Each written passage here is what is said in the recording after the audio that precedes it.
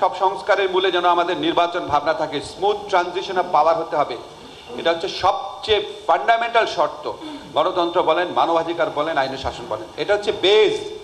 শুধু নির্বাচন দিয়ে কি হবে এই সমস্ত কথা আর বলেন না। শুধু নির্বাচন দিয়ে কি হবে না হবে এটা যারা বলেন, 1991 থেকে 2011-12 পর্যন্ত বাংলাদেশ কিভাবে চলেছে, আর 2014 থেকে 2024 পর্যন্ত কিভাবে চলেছে, এটা একটু নির্মোহভাবে কম্পেয়ার করে দেখবেন। এখন আমি বলি যে বিচার বিভাগের সংস্কারের দাবি যেটা, এগুলি তো পুরনো, মানে নতুন কোনো বিষয় না। এগুলি বহু বছর যাবৎ আমরা উচ্চারণ করে আসছি। আমার মনে আছে, আমার নিজেরই মনে আছে, কমপক্ষে বোধ হয় 20-25 বছর যাবৎ বাংলাদেশে এই কথাগুলো উচ্চারিত হচ্ছে যে উচ্চ আদালতে বিচারক নিয়োগের জন্য আইন করতে হবে, নিম্ন আদালতের প্রকৃত স্বাধীনতা নিশ্চিত করতে হবে, উচ্চ আদালতের জন্য একটা সেক্রেটারিয়েট গঠন করতে হবে, একটা স্থায়ী প্রসিকিউশন সার্ভিস করতে হবে, আমাদের যে প্রসিডিউরাল লগুলো আছে এখানে লুপহোলসগুলো অ্যাড্রেস করতে হবে যাতে মামলা এত বিলম্বিত না হয়, আমাদের অল্টারনেটিভ ডিসপিউট রেজলিউশন সিস্টেমটাকে আরও এফিসিয়েন্ট করতে হবে, কিন্তু আমরা জানি।